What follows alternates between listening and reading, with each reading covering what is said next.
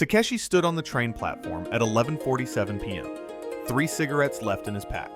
Tomorrow would mark his 18th attempt to quit smoking. 18 failures in 8 years. His daughter had stopped hugging him months ago because he smelled like smoke. His lungs burned when he climbed stairs. Yet here he was again, about to promise himself that Monday would be different. Then his phone buzzed. A mandatory leadership retreat at a Buddhist temple. 3 weeks, starting immediately. No phones, no cigarettes available for purchase. Takeshi almost laughed at the irony. The universe was going to force what he could not choose. This, he thought, would be torture. 3 weeks later, when Takeshi returned to Tokyo, his wife noticed something that made her freeze. He wasn't smoking, but that wasn't the surprising part. What shocked her was how he looked. Calm, present, like someone who had discovered a secret. "How did you do it?" she asked.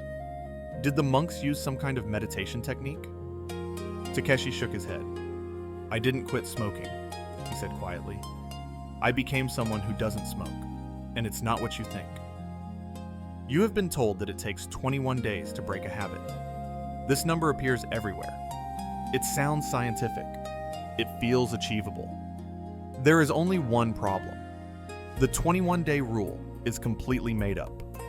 In 1960, a plastic surgeon named Dr. Maxwell Maltz noticed his patients took about 21 days to get used to their new faces after surgery.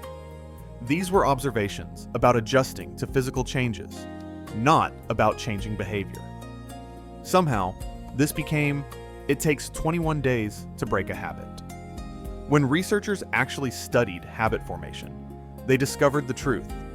A 2009 study tracked 96 people trying to form new habits. The average time was 66 days. Some took 18 days, others took 254 days. Here's what nobody tells you. 21 days is significant, but not in the way you think.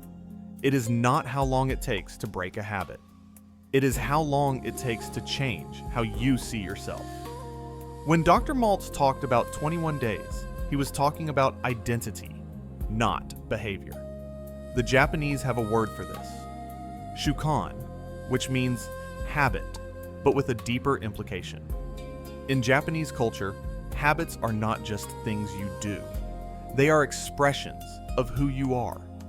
Change the habit and you change the person. Change the person and the habit changes naturally. This is why fighting your habits never works. You try to force behavior change while your identity remains the same. You say, "I need to quit smoking," while thinking, "I am a smoker." The behavior and the identity are at war. The identity always wins. At the temple, Takeshi expected discipline. Instead, the monk Daichi asked, "When you smoke, who are you being?" Takeshi said, "Someone who smokes." Daichi smiled. "No, you are being someone who finds peace in smoke. This person you are being is the habit, not the cigarette."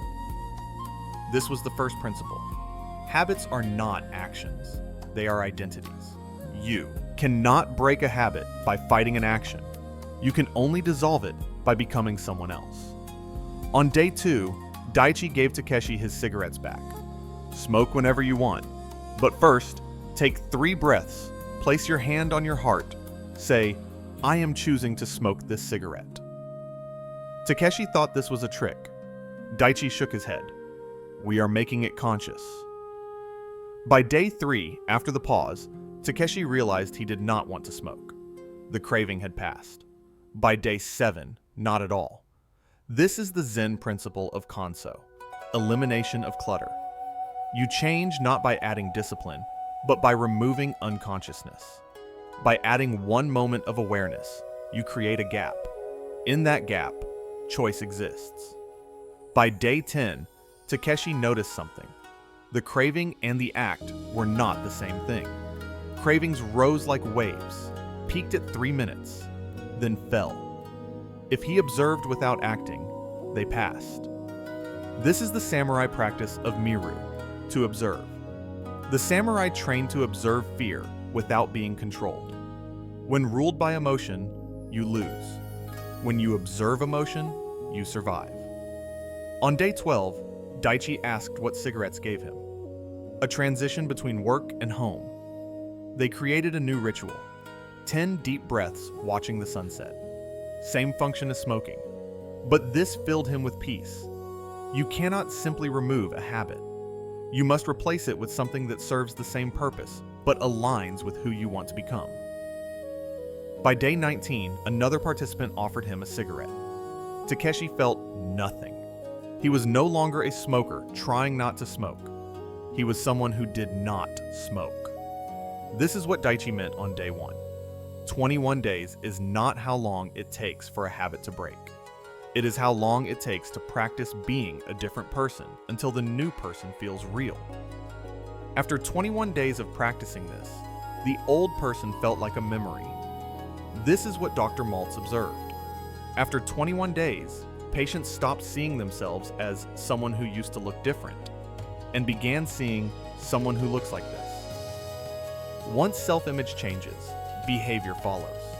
The samurai trained until they were warriors.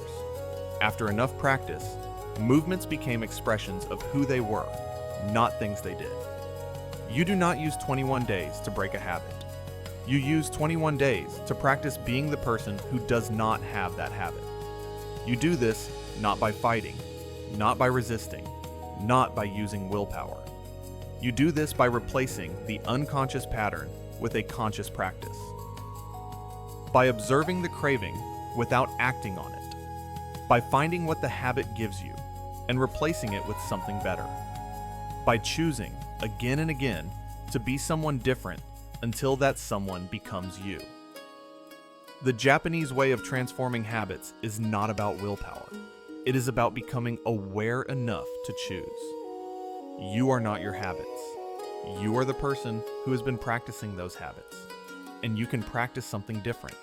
When you understand this, the question changes from, how do I stop, to, who do I want to practice being for the next 21 days? Because after 21 days of practicing being that person, you will begin to be that person. And once you become that person, the old behavior will not fit anymore. Here's how you begin. 1. Choose a single habit and write what it gives you. Comfort, escape, transition, stress relief. Be honest. 2. Create one moment of awareness before the habit. 3 breaths, hand on heart, or saying out loud what you are about to do. The purpose is to wake yourself up. 3. When a craving arises, sit with it for 3 minutes. Notice where you feel it. Watch it rise, peak, and fall. Do not fight it. Simply watch it. 4. Find one simple replacement for what the habit gives you. Make it so simple you cannot fail. 5. When you slip, speak without judgment. Say, I am human. I am learning.